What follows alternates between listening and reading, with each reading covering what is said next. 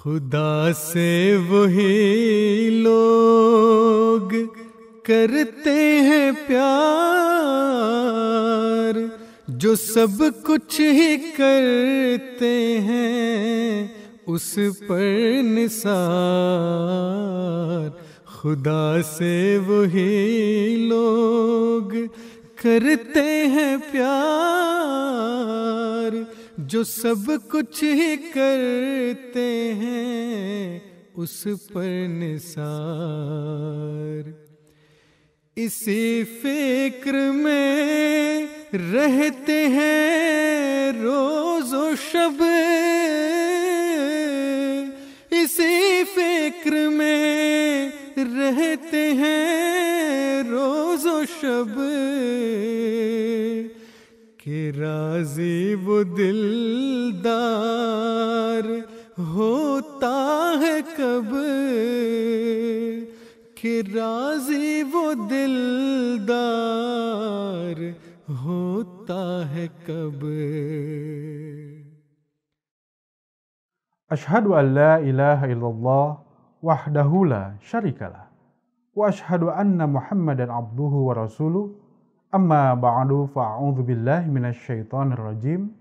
Bismillahirrahmanirrahim. Pemirsa yang dirahmati Allah Subhanahu wa taala, Assalamualaikum warahmatullahi wabarakatuh.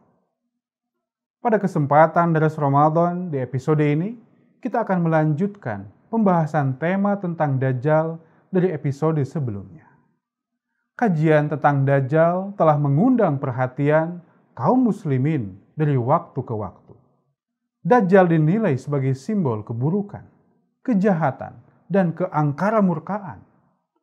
Naasnya, Dajjal kini telah menjelma menjadi sesuatu kekuatan superpower dan seisi dunia pun takluk kepadanya. Rasulullah SAW telah mengabarkan bahwa kekuatan Dajjal semakin hari akan semakin besar karena kekuatan-kekuatan jahat lainnya akan bergabung bersamanya demi menyesatkan umat manusia. Rasulullah SAW bersabda bahwa Dajjal akan diikuti oleh orang-orang Yahudi Asfahan sebanyak 70.000 menggunakan jubah tiada berjahit. Dan di dalam hadis yang lain, Rasulullah SAW bersabda bahwa Dajjal akan ditemani oleh 70.000 orang Yahudi. Angka 7 dalam hadis ini menunjukkan makna jumlah yang besar, sehingga kekuatan Dajjal semakin hari semakin dahsyat tak terkalahkan. Pemirsa yang dirahmati Allah Subhanahu wa taala, fitnah Dajjal yang paling besar adalah menyebarkan ajaran anti tauhid dan cinta dunia. Adapun caranya, Dajjal akan memanfaatkan sisi-sisi buruk sifat manusia melalui sifat egois, manipulatif, haus kekuasaan, diktator, kecemburuan, kebencian, permusuhan, kebohongan, dan lain-lain. Untuk itu, Dajjal akan menciptakan dan menyebarkan falsafah serta peradaban duniawi demi menyesatkan manusia dari jalan Tuhan. Dajjal akan senantiasa menyebarkan bibit anarkisme dalam masyarakat, mengembangkan politik adu domba, dan menciptakan permusuhan antar manusia. Dajjal akan menciptakan dan mengarahkan konflik dalam corak apapun di berbagai belahan dunia demi terciptanya perang saudara. Lalu, secara perlahan, ketika dampaknya telah meluas dan semua pihak menjadi lemah, maka Dajjal akan datang menguasai kedua belah pihak. Dajjal akan menciptakan isu-isu negatif untuk menciptakan kepanikan dalam masyarakat. Sikap ketidakpuasan masyarakat terhadap pemerintah akan senantiasa dijaga dan diabadikan agar suatu saat timbul gerakan anti pemerintah, bahkan gerakan pemberontakan. Dajjal akan menjajah dunia melalui ekonomi. Mereka akan menguasai kekayaan suatu negara melalui sistem riba. Dajjal akan menyebarkan kemiskinan yang membelenggu setiap orang, sehingga manusia akan terus bekerja keras selamanya agar terlepas dari belenggu tersebut, lalu diperbudak mereka. Dajjal akan menciptakan krisis ekonomi di berbagai negara, sehingga menyebabkan gagalnya perdagangan dan industri. Dengan itu, terjadilah perang saudara dan keadaan negara pun akan kacau balau. Lama-lama, Dajjal akan datang bak seorang pahlawan dengan memberikan bantuan dengan tujuan untuk menguasainya, bahkan memperbudaknya. Dajjal akan menguasai pemimpin berbagai negara melalui iming-iming harta dan kekuasaan yang besar. Setelah menguasai pemimpin negara tersebut, maka Dajjal akan mengatur sistem internal pemerintahannya. Dajjal menciptakan paham liberalisme yang berbasis kebebasan untuk mempengaruhi masyarakat agar atas dasar kebebasan mereka dapat menguasai pihak lain lalu menjajah dan mengeksploitasinya.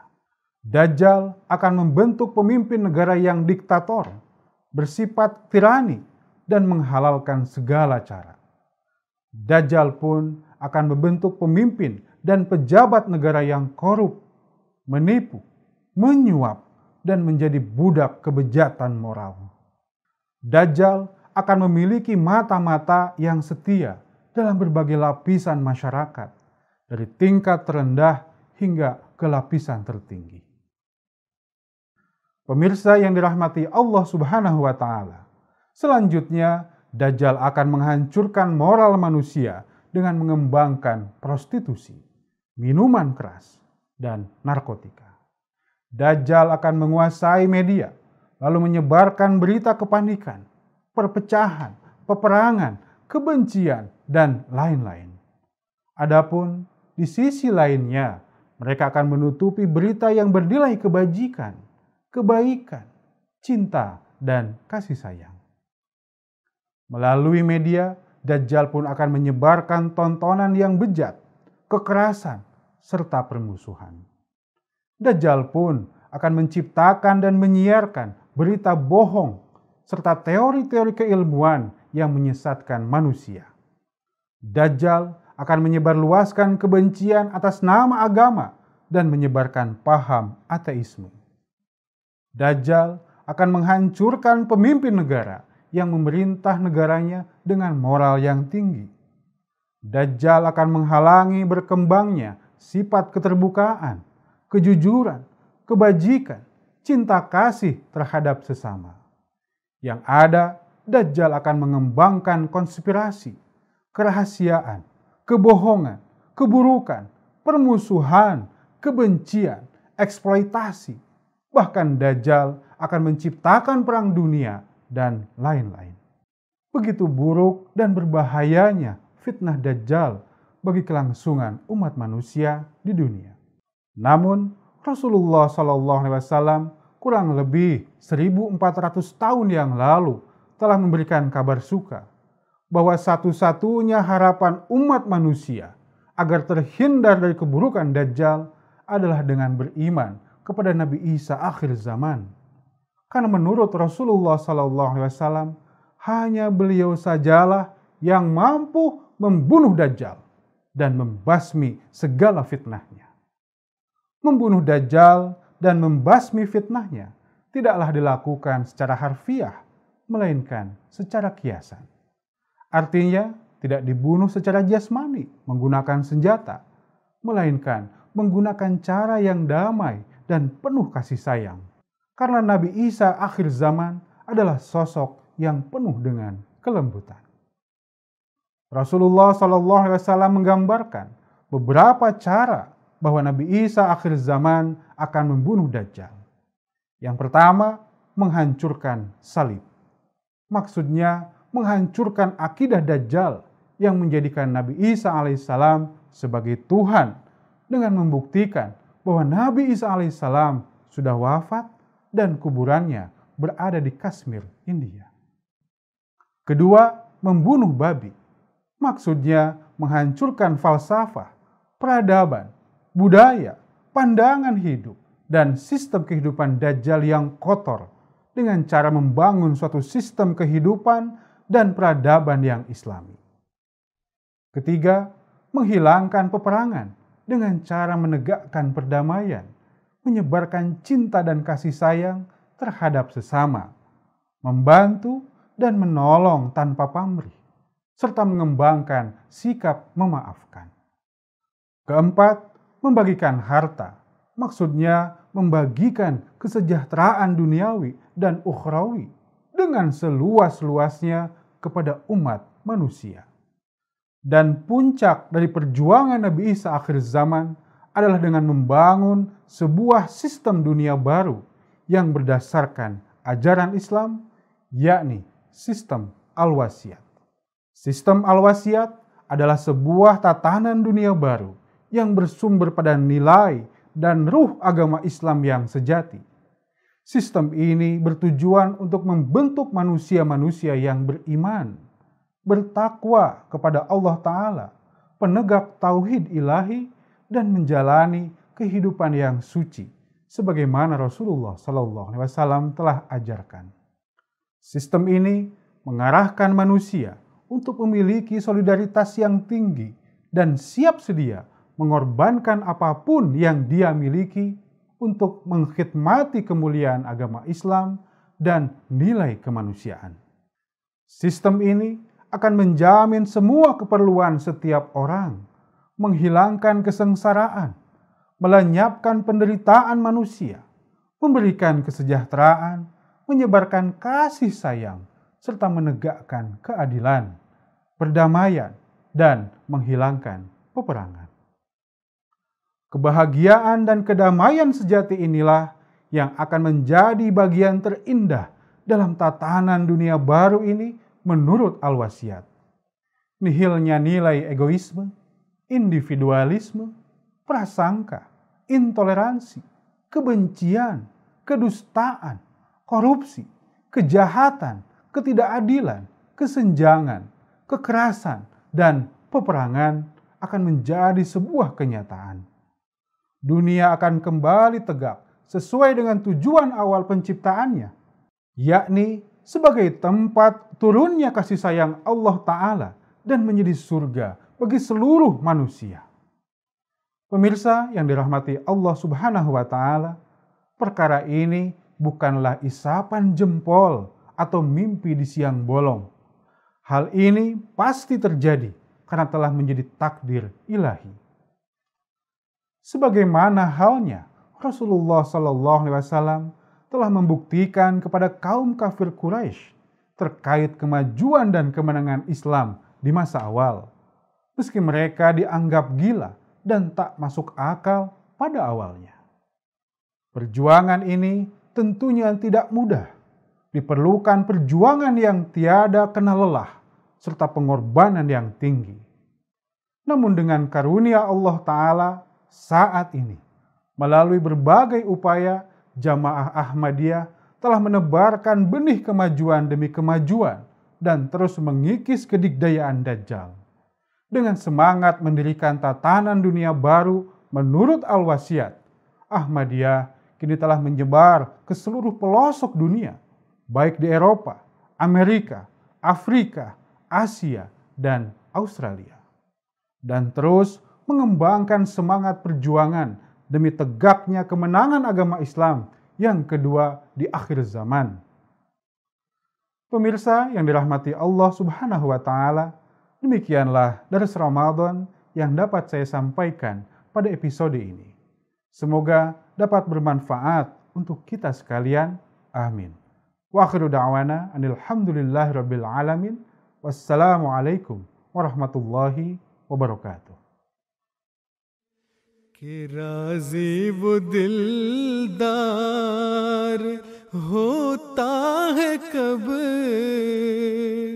कि राज़ी वो दिलदार होता है कब. Assalamualaikum warahmatullahi wabarakatuh. Selamat pagi saya ucapkan kepada para Ahmadi dimanapun Anda berada. Bagaimana kabar Anda di puasa pada hari ke-28 pagi hari ini? Mudah-mudahan Allah Subhanahu wa taala senantiasa memberikan kita kesehatan baik jasmani maupun juga kesehatan ruhani. Alhamdulillah kita masih bisa berjumpa pada pagi hari ini di acara yang insya Allah penuh dengan keberkatan, yaitu Daras Ramadan pada sesi menjawab pertanyaan seputar Ramadan dan juga pertanyaan-pertanyaan keagamaan lainnya. Pada hari ini, alhamdulillah kita akan ditemani oleh dua orang mubalik sebagai narasumber pada pagi hari ini. Yang pertama ada Maulana Harpan Ahmad, beliau bertugas di Jemaat Kebayoran. Dan yang kedua ada Maulana Arsalanullah Muhammad Ahmad Ars, beliau bertugas di Jemaat Pulau Tidung. Pemirsa yang dirahmati oleh Allah Subhanahu wa taala, Hadrat Masih Maud alaihissalam bersabda bahwa agama yang di dalamnya tidak ada mujahadah, maka dalam pandangan kami itu adalah sesuatu yang hampa. Dan kita alhamdulillah telah berusaha selama 28 hari berpuasa untuk membuktikan mujahadah kita kepada Allah Subhanahu wa taala. Mudah-mudahan Allah Subhanahu wa taala senantiasa menerima amal kita semuanya. Amin. Bapak-bapak mubalik yang saya hormati, bagaimana kabar bapak-bapak sekalian pada pagi hari ini? Alhamdulillah baik. Alhamdulillah, mudah-mudahan senantiasa diberikan karunia kesehatan dan keberkahan di dalam menjalani aktivitasnya di hari-hari biasanya. Bapak-bapak mubalik, pada pagi hari ini kita akan kembali menjawab beberapa pertanyaan dari para anggota. Pertanyaan pertama yang diberikan oleh para anggota di pagi hari ini ialah berkaitan dengan ketika imam membaca surah Al-Fatihah. Kemudian dilanjutkan dengan membaca surah lainnya secara zahar atau dizahirkan, dikeraskan. Nah, ini masih banyak yang bingung bagaimana para anggota yang menjadi makmum, apa yang hendak dilakukan oleh para anggota kita.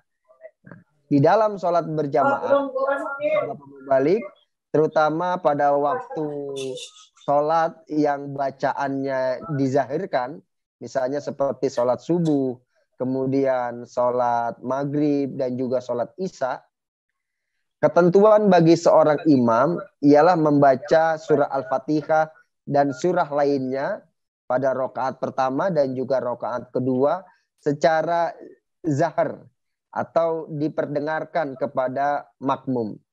Baik, saya akan bertanya kepada Maulana Arsalanullah Muhammad Ahmad Ars.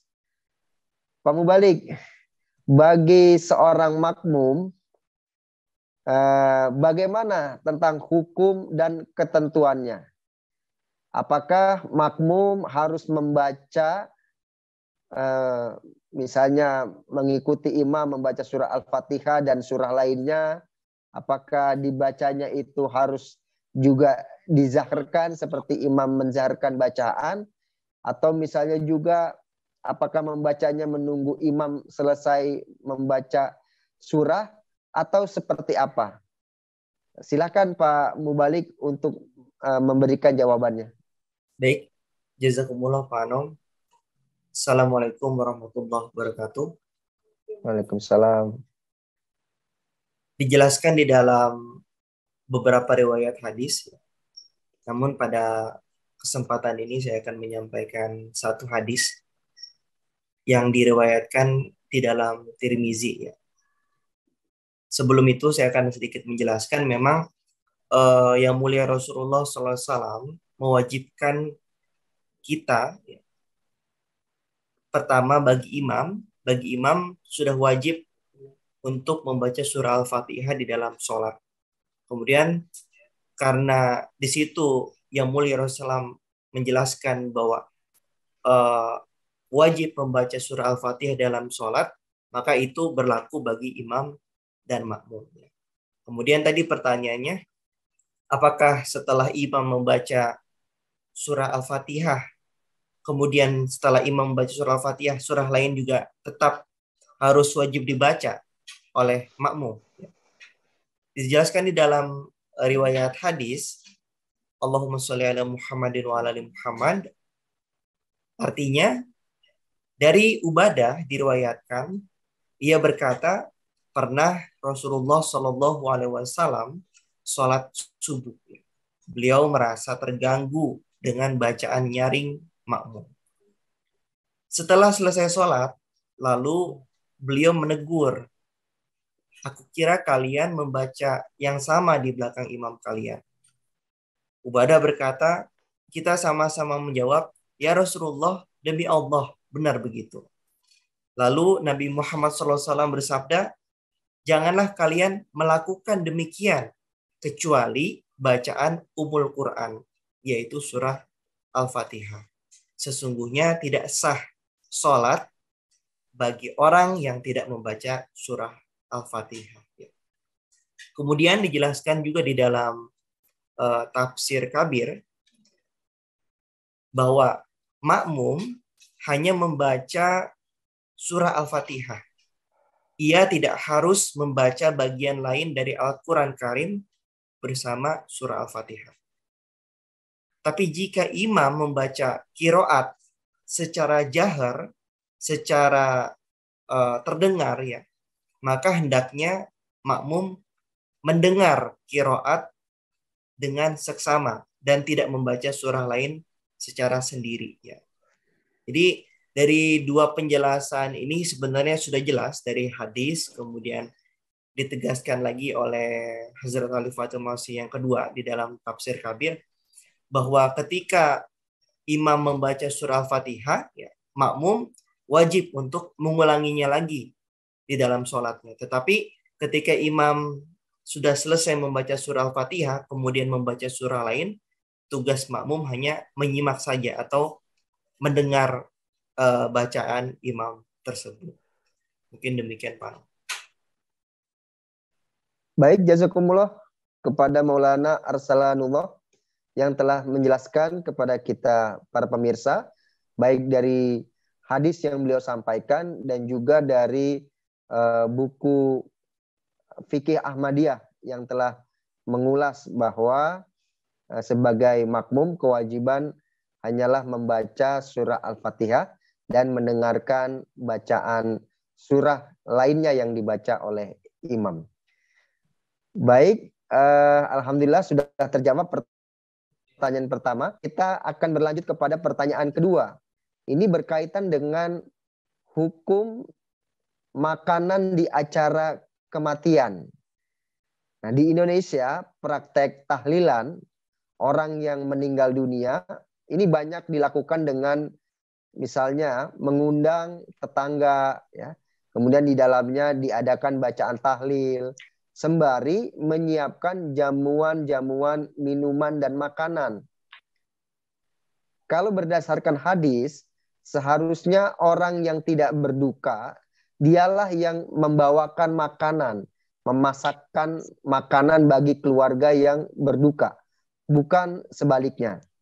Nah, alhamdulillah di jemaat kita di Ahmadiyah ini kita tidak mengamalkan untuk mengadakan tahlilan dengan jamuan makanan-makanan seperti itu. Namun terkadang kita diundang oleh teman gair atau oleh tetangga yang sedang berduka untuk melakukan hal-hal seperti tadi. Saya ingin bertanya kepada Maulana Harpan Ahmad. Jika kita mendapatkan undangan tahlilan kematian yang di dalamnya terdapat sekali banyak makanan dan minuman, apa yang harus kita lakukan? Apakah kita harus hadir? Kalaupun misalnya kita tidak hadir, terkadang makanan tersebut ya sering sekali diantar ke rumah. Nah, Pak Mubalik, orang yang Pasti ada dua pilihan antara mau menerima atau tidak, mau memakannya atau tidak. Orang yang memilih untuk tidak mau memakan, mereka beralasan agar tidak terjerumus atau paling tidak membenarkan praktek semacam itu. Nah, ini bagaimana Pak Mubalik? Apakah kita bisa mengkonsumsi makanan yang berasal dari orang yang sedang terkena musibah, yaitu meninggal dunia sanak saudaranya? Silakan Pak Mubalik untuk memberikan penjelasannya kepada kita. Ya, baik. Jazakumullah khairan jazaa karena pertanyaannya. Ya, terkait dengan acara tahlil ya, yang biasa dilaksanakan oleh mungkin banyak ya dalam masyarakat Islam di Indonesia khususnya yang mempraktekkan seperti itu. Ya jelas tadi ya sampaikan bahwa Jemaat Ahmadiyah tidak melakukan acara atau ya mengadakan acara seperti itu, tahlilan dalam makna kegiatan itu ya. Tapi ya perlu difahami supaya tidak disalahpahami bahwa tahlil itu kan ada dua. Ya, tahlil dalam bentuk kegiatan itu ada juga tahlil dalam bentuk atau kalimat zikir. Ya. Jadi yang kita bicarakan adalah tahlil dalam bentuk kegiatan ya yang biasa dilakukan oleh orang-orang, ada 3 hari, 7 hari, dan seterusnya ya. Nah, terkait dengan hal seperti ini ya, menurut apa yang saya pahami ya, bolehkah kita menghadiri acara seperti itu ya?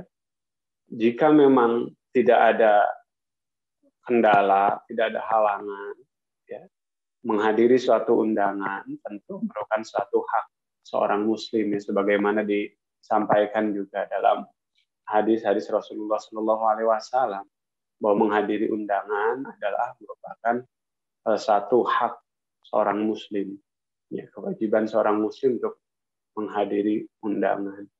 Nah, adapun terkait dengan mengkonsumsi makanan yang kemudian disuguhkan di acara-acara seperti itu, apakah boleh memakannya? Yaitu kembali kepada niat seorang perorangan menurut saya. Jadi tidak, jika memang dia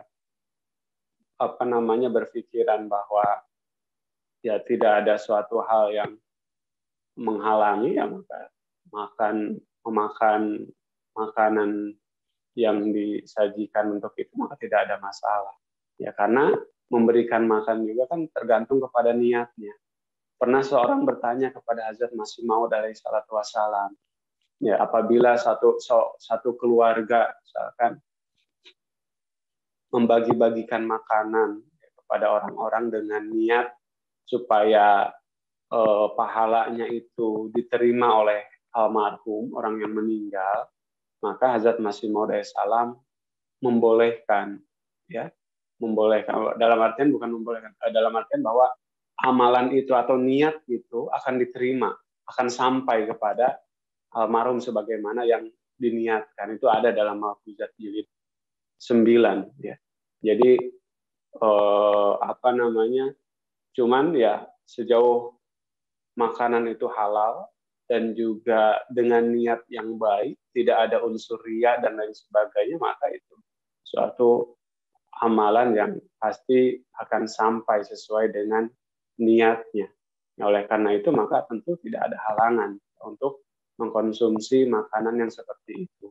Ya, kan tapi memang kebanyakan ya acara tahlilan ini kan bukan berlandaskan kepada niat itu, ya. Terkadang banyak juga yang karena keterpaksaan, karena tidak bisa menghindari budaya di suatu daerah, tidak bisa karena khawatir menjadi bahan omongan, sehingga walaupun tidak memiliki bekal untuk menyediakan makanan, terkadang ya orang-orang yang sedang berada dalam musibah ini ya mengupayakan sampai berhutang, ya, untuk menutupi kebutuhan itu. Nah, ini ya, yang tidak benar, gitu ya.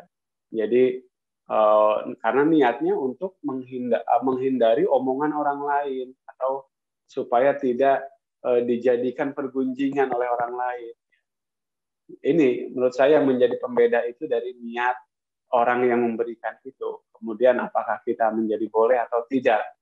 Sejauh kemudian orang atau keluarga almarhum ini memberikan makanan atau sampai mengantarkan ke rumah orang yang tetangga-tetangganya itu dengan tujuan yang baik, ya, bukan karena keterpaksaan, bukan karena khawatir diomongi oleh orang karena biasa melaksanakan seperti itu atau tradisi seperti itu, ya, maka dia menyediakan makanan untuk dibagi-bagikan. Ini kan sudah beda niatnya, gitu ya. Hal yang tadi, ya, bahwa apabila niat itu murni semata-mata supaya sampai pahalanya itu kepada orang yang meninggal, ya, maka Masih Maud pun mengatakan bahwa niat itu akan sampai kepada orangnya. Nah, apabila hal seperti itu tentu tidak ada halangan bagi kita untuk mengkonsumsi makanan seperti itu, ya. Dan ya untuk orang yang hadir ke dalam undang-undangan seperti itu, ya, terutama para Ahmadi, ya, itu tadi, ya, dikatakan hak, ya, seorang Muslim itu menghadiri undangan, dan siapa tahu dengan jalan seperti itu terbuka sarana untuk menyampaikan satu tabligh, ya, merubah satu kondisi tadi, ya, budaya-budaya yang kemudian tidak baik, ya, siapa tahu dengan kita hadir ada peluang untuk bisa melakukan islah atau perbaikan. Itu mungkin Pak Anok. Baik, jazakumullah Maulana Harpan Ahmad yang telah menjelaskan kepada kita pemirsa berkaitan dengan diperbolehkan atau tidak kita memakan makanan dari orang yang melakukan tahlil. Tadi kuncinya disampaikan oleh beliau, yaitu jangan sampai kita terbawa melakukan itu dikarenakan tradisi, ya, sebuah tradisi. Tapi kalau sedekah seperti yang disampaikan dalam malfuzat tadi diizinkan, artinya sampai niatnya itu kepada almarhum atau almarhumah yang telah meninggal dunia. Baik, jazakumullah Bapak-bapak mubalik dan juga pemirsa Daras Ramadan, kita telah menjawab 2 pertanyaan dari para anggota. Sekarang kita akan mendialogkan 1 pertanyaan lagi. Pertanyaan ketiga dari para anggota yaitu berkaitan dengan membaca Al-Quran di tempat umum. Nah, ini termasuk yang sedang viral, ya, di Indonesia.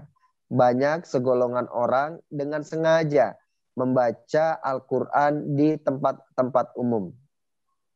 Kita mengetahui para pemirsa sekalian bahwa membaca Al-Quran ini merupakan salah satu bentuk ibadah di dalam agama Islam. Bahkan kita diharuskan untuk membaca Al-Quran setiap harinya. Baik mungkin sekarang melalui gadget yang kita punya maupun melalui mushaf Al-Quran. Saya ingin bertanya kepada Maulana Arsalanullah. Pak Mubalik, di jemaat kita kan alhamdulillah sudah dianjurkan, ya, untuk membaca Al-Quran setiap hari. Bahkan ada laporan untuk membaca Al-Quran ini. Nah, Pak Mubalik tolong jelaskan kepada kita bagaimana sih adab dari membaca Al-Quran ini. Apakah ada adab-adab khusus dalam membaca Al-Quran atau seperti apa? Kepada Pak Mubalik dipersilakan untuk menjelaskan kepada kami.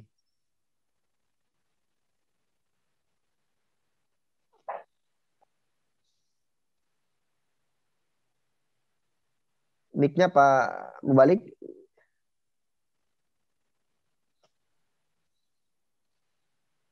Oke. Silakan. Baik, jazakumullah Pak Anom. Memang disebutkan di dalam beberapa riwayat hadis, disebutkan juga di dalam kitab suci Al-Quran, ya, tentang adab-adab untuk membaca Al-Quran. Beberapa di antaranya memang sebelum kita membaca Al-Quran, tentunya lebih baik kita bersuci atau dengan berwudu sebelum membaca Al-Quran. Ya, karena kita ketahui bersama bahwa kitab suci Al-Quran itu merupakan yang pertama memang kitab yang suci, ya, kemudian kitab yang mulia. Jadi kita harus benar-benar mensucikan diri sebelum kita menyentuhnya. Dan di dalam hadis pun pernah dijelaskan juga bahwa sesungguhnya Rasulullah SAW pernah menulis surat untuk penduduk Yaman yang isinya tidak boleh menyentuh Al-Quran melainkan orang yang suci. Ya. Ini dijelaskan di dalam hadis riwayat Daruqutni. Kemudian selain kita harus bersuci dulu, tentunya sebelum memulai membaca Al-Quran, kita diperintahkan untuk membaca ta'awuz atau membaca A'udzubillahi minasyaitonirrajim.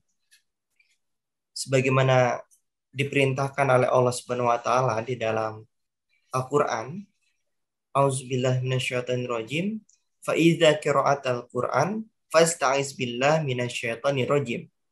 Yang artinya apabila kamu membaca Al-Qur'an, hendaklah kamu meminta perlindungan kepada Allah dari syaitan yang terkutuk.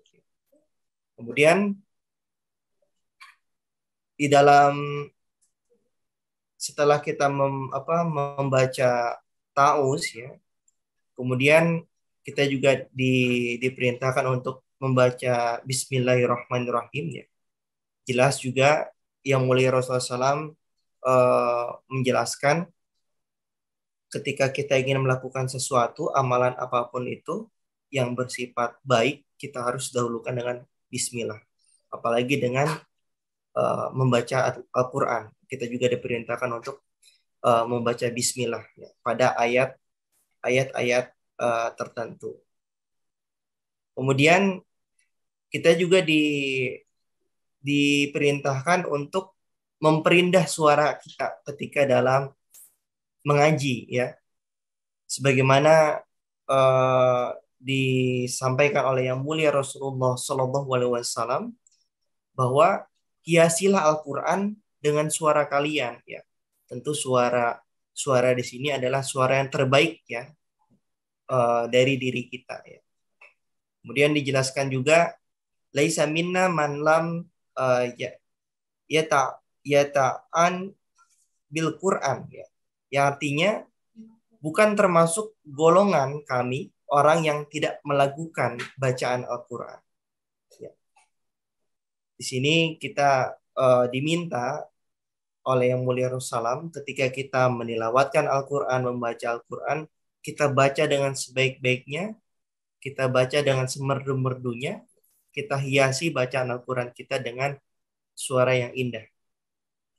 Kemudian dijelaskan juga di dalam Al-Quran surah Muzammil, ya, Allah Subhanahu wa taala berfirman, "Warattilil Qur'ana tartila." Kita diperintahkan untuk membaca Al-Quran dengan tartil, ya. Tidak, tartil itu tidak tergesa-gesa, tidak terburu-buru, ya. Tidak cepat-cepat, ya. Kemudian kita juga diperintahkan untuk membaca dengan suara yang sedang, ya, tidak teriak-teriak sampai suara kita serak atau dan sebagainya. Kemudian, ya, sebagai tambahan mungkin ketika kita membaca Al-Quran, kita harus memantaskan diri memakai pakaian yang bersih, ya, pakaian yang pantas, ya. Ketika kita jangan misalkan pakaian yang dipakai buat futsal atau dipakai buat olahraga, kemudian kita pakai ketika baca Al-Quran, ya. Misalkan pakaian sudah bau keringat, ya. Ya, istilahnya kita pantaskan bahwa kita ini sedang berhadapan dengan kitab suci, ya. Jadi kita harus memakai pakaian yang terbaik lah menurut kita. Kemudian juga ditemukan di dalam beberapa riwayat ketika kita membaca Al-Quran ya sebaiknya kita juga lebih baik menghadap ke arah kiblat supaya eh, supaya dalam eh, kan membaca Al-Quran juga termasuk ibadah ya. Jadi kita ibaratkan membaca Al-Quran ini eh, layaknya seperti kita sedang melaksanakan sholat. Jadi sebagaimana orang yang ingin melaksanakan sholat, tentu kita harus mempersiapkan dengan sebaik-baiknya dari segi pakaian, ya, kemudian bersuci dan lain-lain. Mungkin demikian, Pak Noh. Baik, jazakumullah kepada Pak Mubalik Maulana Arsalanullah Muhammad Ahmad Ars yang telah menjelaskan dengan sangat detail. Mudah-mudahan para pemirsa bisa menangkap dan juga mengamalkan ketika membaca Al-Quranul Karim apa-apa saja yang dijelaskan oleh Pak Mubalik tadi berkaitan dengan adab-adab dalam membaca Al-Quran. Baik, kita akan melanjutkan masih berkaitan dengan membaca Al-Quran pada pertanyaan selanjutnya, yaitu berkaitan dengan fenomena yang tadi di awal saya sampaikan.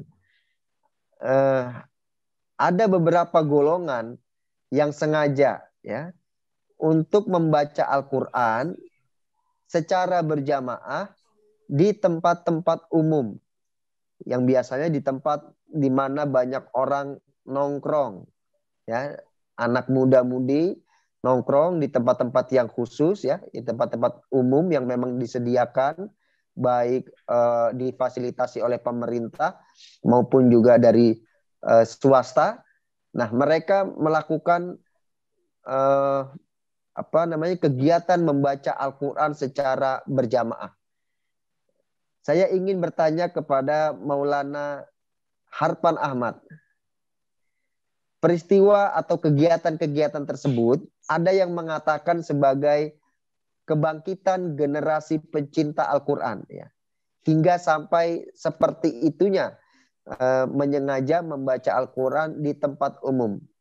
Namun ada juga kebalikannya yang mengatakan atau berpendapat bahwa membaca Al-Quran baiknya memperhatikan ya penghormatan, kekhusyuan saat membaca Al-Quran. Nah, ini bagaimana Pak Mubalik pandangan dari jemaat berkaitan dengan fenomena yang tadi saya sampaikan? Dipersilakan kepada Pak Mubalik untuk memberikan penjelasannya. Iya, Pak Noh, cukup menarik ya. Jadi apapun tujuan dilaksanakannya, ya kalau memang benar merupakan suatu kebangkitan dari jiwa-jiwa pencinta Al-Quran atau generasi pencinta Al-Quran, maka sepatutnya ya tidak hanya memperhatikan dalam hal teknis pembacaannya saja, akan tapi juga dalam hal pemaknaan dan penerapan ajaran jalan Al-Quran itu dalam pola kehidupan kita. Ya. Jadi ada suatu perintah, suatu tuntunan tepatnya ya yang Al-Quran sebutkan. Misalkan Allah Subhanahu wa taala berfirman, "Wa idza quri'al Qur'anu fastami'u lahu wa ansitu la'alakum turhamun." Jadi apabila dibacakan Al-Quran, maka dengarkanlah baik-baik ya, dan perhatikanlah dengan tenang agar kamu mendapat rahmat. Ya. Jadi dari ini kan jelas ya ada suatu tuntutan ketika ada lantunan Al-Quran, maka seseorang harus mendengarkannya dengan baik, ya, memperhatikannya dengan baik, karena dengan jalan itulah kemudian rahmat Tuhan akan turun. Ya. Sedangkan tentu perkara ini tidak akan bisa dijalankan apabila tidak disesuaikan dengan kondisi, ya. Dia melantunkan Al-Quran, membaca Al-Quran setiap waktu, ya, baik, bagus. Akan tapi juga perlu kebijaksanaan dalam penerapannya, ya. Jika kemudian di tempat umum kita membaca Al-Quran dengan berkumpul rame-rame, yang ada ya bukannya kita menunjukkan kebangkitan ajaran Al-Quran, menurut saya bahkan merupakan suatu bentuk arogansi karena ada pelanggaran hak umum di sana dan sebagainya. Jadi intinya segala sesuatu yang dijalankan secara berlebihan ya akan menjadi tidak baik dampak. Ya sama misalkan seperti obat. Ya. Obat ini kan baru akan bermanfaat, berfungsi sebagaimana mestinya mengobati sakit itu apabila dikonsumsi sesuai aturan dan juga sesuai dengan dosisnya. Apabila tidak dikonsumsi sesuai dengan aturan, ya tidak dikonsumsi sesuai dengan dosisnya, maka bukannya menjadi penyembuh, bahkan akan menjadi suatu yang memiliki dampak buruk bagi kesehatan kita.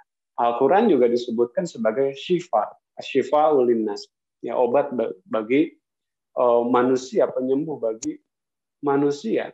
Ya, oleh karena itu maka bagaimana bisa bermanfaat sebagai obat ya ketika kemudian tidak hanya kita membaca Al-Quran secara berkumpul ya di tempat-tempat ramai, tidak didapat dengan cara seperti itu, akan tapi didapat dengan bacaan yang penuh dengan perenungan, maknanya direnungkan, kemudian tafsirnya kita baca, kita pahami sehingga menimbulkan suatu dampak kerohanian ya ke dalam jiwa kita. Ya, itulah yang kemudian manfaat daripada Al-Quran itu akan benar-benar terasa. Jadi menurut saya ya kurang tepat atau tidak bijak ya membaca berkumpul di tengah keramaian orang karena Al-Quran ini bukan suatu hal yang biasa ya. Nah, dia perlu diperlakukan dan juga perlu tempat atau bahkan pengkondisian ya untuk menilawatkannya tadi sebagaimana disebutkan oleh Pak Resalan tadi tentang adab-adab membaca Al-Quran.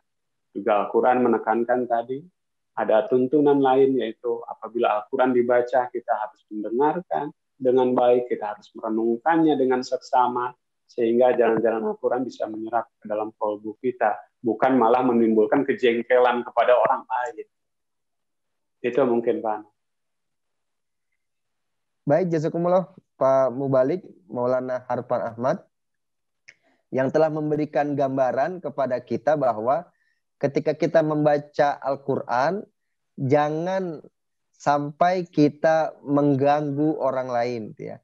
Karena membaca Al-Quran adalah merupakan ibadah kita kepada Allah Subhanahu wa Ta'ala yang tujuannya bukan untuk pamer, ya, bukan untuk riak seperti yang tadi disampaikan oleh Pak Mubalik.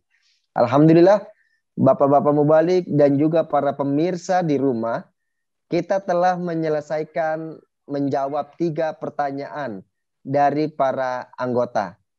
Insya Allah jawaban-jawaban dari para mubalik akan senantiasa menambah khazanah keilmuan kita. Sehingga akan sangat berguna bagi kita menjalani kehidupan di dunia ini. Para pemirsa dimanapun Anda berada, hari esok adalah hari terakhir dari daras Ramadan diadakan pada bulan ini. Semoga kita masih bisa mengambil keberkatan, kemanfaatan dari program kita yang terakhir di esok hari. Maka dari itu saya meminta kepada pemirsa untuk tetap masih menyaksikan program daras Ramadan yang kita laksanakan selama bulan Ramadan ini. Saya ucapkan jazakumullah ahsanal jazaa kepada semuanya. Saya Anom Tulus Manembah dan juga kru yang bertugas pada pagi hari ini. Saya ucapkan wassalamualaikum warahmatullahi wabarakatuh. Waalaikumsalam warahmatullahi wabarakatuh.